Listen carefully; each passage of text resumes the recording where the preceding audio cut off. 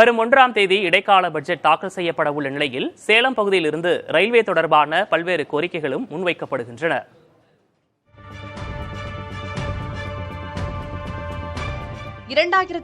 ஆண்டு சேலம் ரயில்வே கோட்டம் உதயமானது.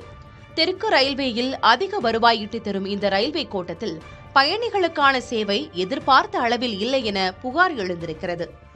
குறிப்பாக தென் மாவட்டங்களிலிருந்து ஈரோடு வரை இயக்கப்படும் ரயில்களை சேலம் வரை நீட்டிக்க வேண்டும் என பயணிகள் வலியுறுத்துகின்றனர். சேலம் ரயில் நிலையத்தில் போதிய கட்டமைப்பு வசதிகள் இருந்தும் புதிய விரைவு ரயில்களை இயக்க ரயில்வே நிர்வாகம் எந்த முயற்சியும் மேற்கொள்ளவில்லை என பயணிகள் குற்றம் சாட்டுகின்றனர்.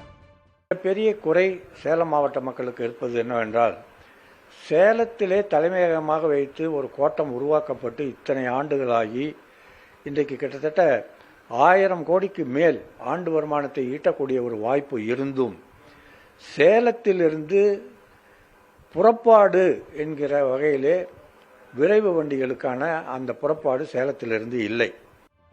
இதேபோல் சேலம் ரயில்வே கோட்டை இருப்பு பாதை எல்லைகளும் விரிவுபடுத்தப்படவில்லை என பயணிகள் கூறுகின்றனர். சேலத்திலிருந்து ஓமலூர் வரை உள்ள இருப்பு பாதை மட்டுமே சேலம் ரயில்வே கோட்டத்தின் கட்டுப்பாட்டில் உள்ளது. ஓமலூரிலிருந்து தமிழக கர்நாடக எல்லையான ஓசூர் வரையிலான இருப்பு பாதை பெங்களூரு ரயில்வே கோட்டத்தின் கட்டுப்பாட்டில் வருவதால் அந்த பாதையில் வளர்ச்சிப் பணிகள் ஏதும் மேற்கொள்ள முடியாத நிலை நீடித்து வருவதாக பயணிகள் புகார் தெரிவிக்கின்றனர். ஓமலூரிலிருந்து ஓசூர் வரையிலான பாதையையும் சேலம் ரயில்வே கோட்டத்தின் கீழ் கொண்டுவர வேண்டும் என்கிறார் தெற்கு ரயில்வே ஆலோசனைக் குழுவின் முன்னாள் உறுப்பினர் ஹரிஹரன் பாபு. நூற்றுக்கணக்கான விபத்துகள் நடக்குது ஓமலூர் டு ஓசூர் பாதையில. இதுக்கு என்ன காரணம்? அங்க ஹூப்ளியினுடைய தலைநகரத்தில் 600-700 கிலோமீட்டர் தூரத்தில் இருக்கக்கூடிய தலைநகரத்திலிருந்து இங்க இருக்கக்கூடிய ஓமலூர் பாதையை அவங்களால கண்காணிக்க முடியாது. ஏன்னா தூரம் அதிகம்.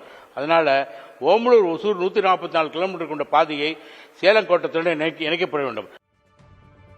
கடந்த ஆண்டை ஒப்பிடும்போது சேலம் ரயில்வே கோட்டம் நடப்பாண்டில் 13 விழுக்காடு கூடுதல் லாபம் ஈட்டியுள்ளதாக ரயில்வே வட்டாரங்கள் தெரிவிக்கின்றன. எனவே சேலம் ரயில் நிலையத்தை மேம்படுத்துவது தொடர்பான அறிவிப்புகள் பட்ஜெட்டில் இடம்பெற வேண்டும் என்பதே ஒட்டுமொத்த பயணிகளின் எதிர்பார்ப்பாக இருக்கிறது. புதிய தலைமுறைக்காக சேலத்திலிருந்து ஒளிப்பதிவாளர் சதீஷுடன் மோகன்ராஜ்.